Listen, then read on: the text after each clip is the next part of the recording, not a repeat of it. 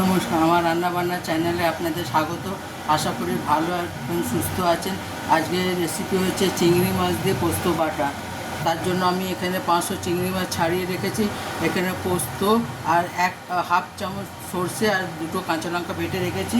আমি এখানে একটা পেঁয়াজ কেটে রেখেছি, এখানে একটা টমেটো কেটে রেখেছি। গ্যাসে কড়াটা বসিয়ে দিচ্ছি, চলুন গ্যাসে দেখাই। আমি গ্যাসে কড়াটা বসিয়ে দিয়েছি। এবার আমি পেঁয়াজটা দিয়ে দেবো ভাজার জন্য।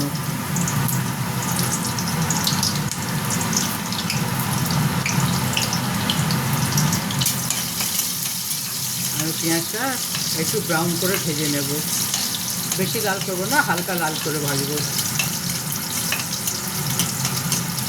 একটু আমি লাল করে ভেজে নিই, তারপরে আপনাকে দেখাচ্ছি।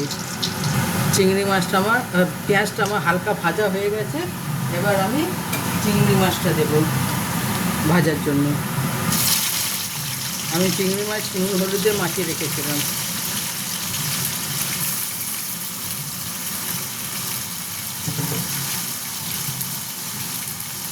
এবার এটাকে আমি একটু ভেজে নেব। আপনি এইভাবে অনেক রকমের চিংড়ি করেছেন, তো এইভাবে করবেন। শুধু এটা ভাত দিয়ে খাওয়া হয়ে যাবে, আপনার কোনো সবজি তরকারি কোনো কিছুই লাগবে না। শুধু এই পোস্ত দিয়ে চিংড়ি মাছ দিয়ে ভাত খাওয়া হয়ে যাবে। এটা একেবারে গা মাখা হবে।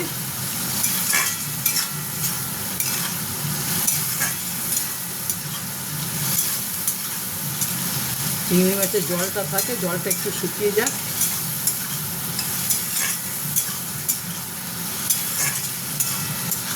চিংড়ি মাছ আপনি যেভাবেই রান্না করুন, বেশ ভালো স্বাদ আছে চিংড়ি মাছে।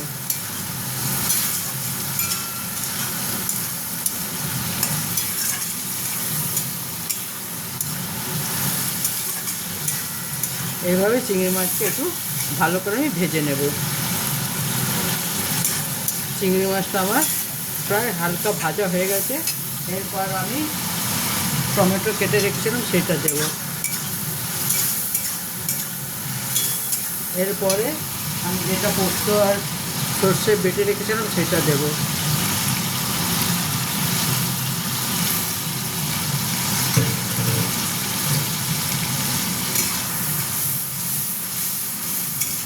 আমি আর হলুদ দেবো না, যেহেতু হলুদ দিয়ে মেখে রেখেছিলাম, সেখানে হলুদ দেবো না।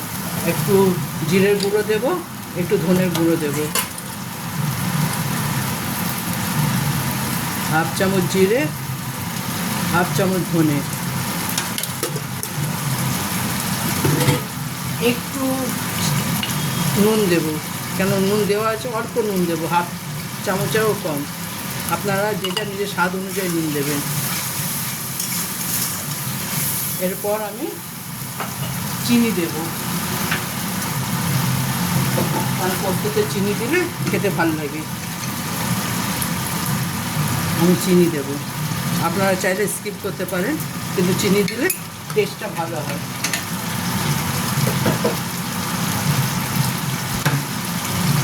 এরপর আমি এটাকে একটু কষবো।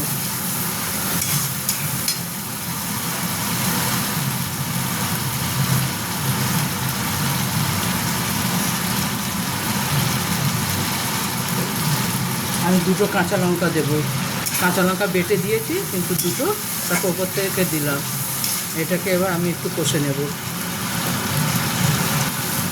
এইটা দেখুন আমার প্রায় কষা হয়ে এসছে। টমেটো আমার সেদ্ধ হয়ে গেছে। এটাতে আমি এখন জল কিছু দিই। চিংড়ি মাছ থেকে যেইটুকু জল বেরিয়েছে সেইটুকু। এই চিংড়ি মাছটা রান্না করতে বেশিক্ষণ সময় লাগে না, খুব বেশি হলে 5 থেকে 10 মিনিট সময় লাগে।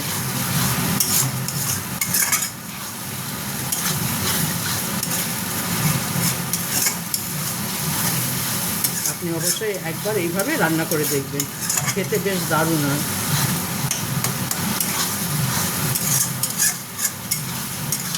চিনিটা দিলে এটা ব্যালেন্সটা থাকে রান্নার, আর টেস্টটা ভালো হয়।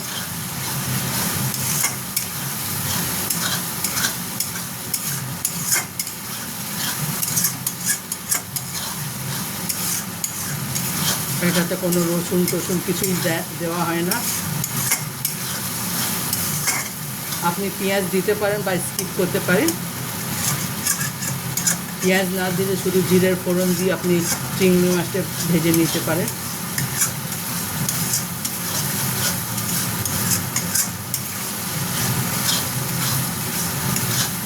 দেখুন আমার একেবারে ভাজা ভাজা একদম প্রায় হয়ে গেছে।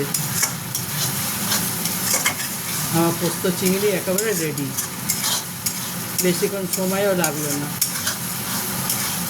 ঘড়ি দেখে 5 থেকে 10 মিনিট। আপনি যদি সব হাতের সামনে রেডি করে বসেন তাহলে আপনার রান্না করতে খুব একটা সময় লাগে না।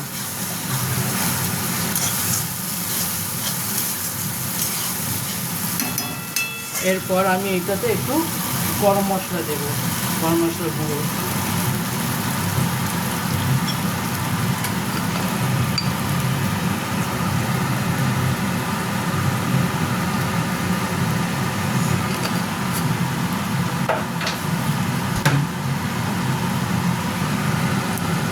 একটু জল দিলাম কারণ নিচে বসে যাচ্ছে তো।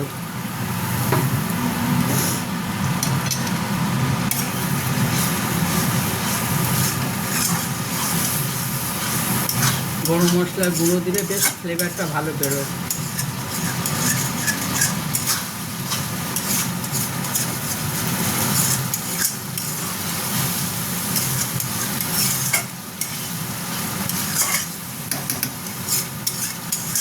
দেখুন আমার পোস্ত চিংড়ি একেবারে রেডি। এবার আমি এটাকে নামিয়ে নেব। দেখুন আমার চিংড়ি পোস্ত একেবারে রেডি। আপনি একবার এইভাবে অবশ্যই বানিয়ে দেখবেন, কেমন হয় আমাকে কমেন্ট করে জানাবেন। আমার রান্নাবান্নার চ্যানেলটা দেখার জন্য আপনাদের ধন্যবাদ। ভগবানের কাছে প্রার্থনা করে আপনারা সবাই সুস্থ এবং ভালো থাকুন। আমাকে এইভাবে সাপোর্ট করবেন, আমাকে সাবস্ক্রাইব করবেন। আমার চ্যানেলটা দেখার জন্য ধন্যবাদ। Thank you.